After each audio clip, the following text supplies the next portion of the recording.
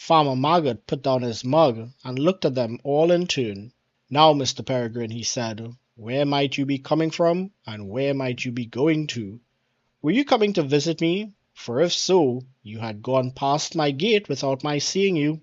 "Well, no," answered Pippin. "To tell you the truth, since you have guessed it, we got into the lane from the other end. We had come over your fields, but that was quite by accident. We lost our way in the woods, back near Woodhall, trying to take a shortcut to the ferry."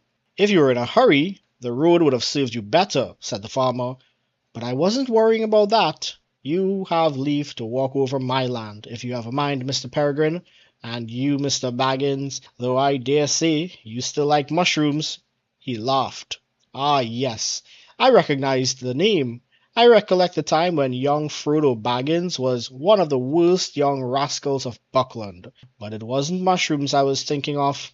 I had just heard the name Baggins before you turned up. What do you think that funny customer asked me?"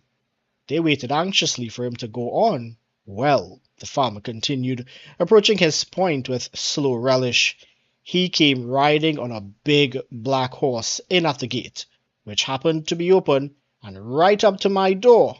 All black he was himself, and cloaked and hooded up as if he did not want to be known. Now what in the Shire can he want? I thought to myself, we don't get many of the big folk over the border, and anyway, I had never heard of any like this black fellow.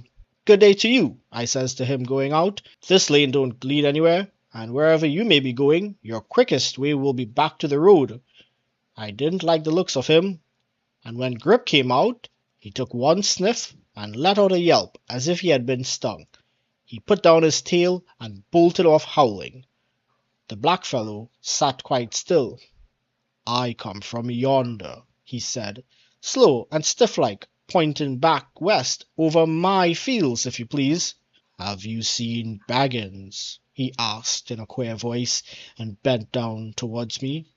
I could not see his face, for his hood fell down so low, and I felt a sort of shiver down my back. But I did not see why he should come riding over my land so bold. 'Be off,' I said. 'There are no Bagginses here. You're in the wrong part of the Shire. You had better go back west to Hobbiton, but you can go by the road this time.' 'Baggins has left,' he answered in a whisper. 'He is coming. He is not far away. I wish to find him. If he passes, will you tell me? I will come back with gold.' 'No, you won't,' I said. 'You'll go back where you belong, double quick. I give you 1 minute before I call all my dogs.' He gave a sort of hiss. It might have been laughing, and it might not. Then he spurred his great horse right at me, and I jumped out of the way, only just in time.